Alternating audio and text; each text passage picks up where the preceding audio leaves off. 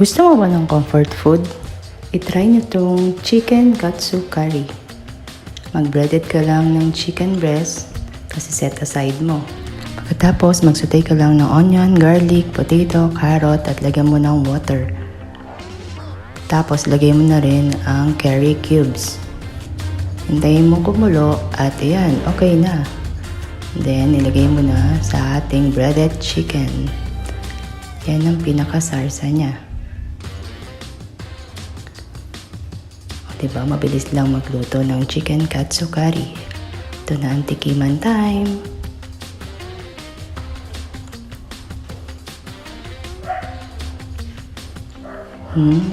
Masarap. Diba? Kami pala ng husband ko nagluto niyan. Ako nag-prepare ng ingredients, siya ang nagluto. Salamat sa panonood.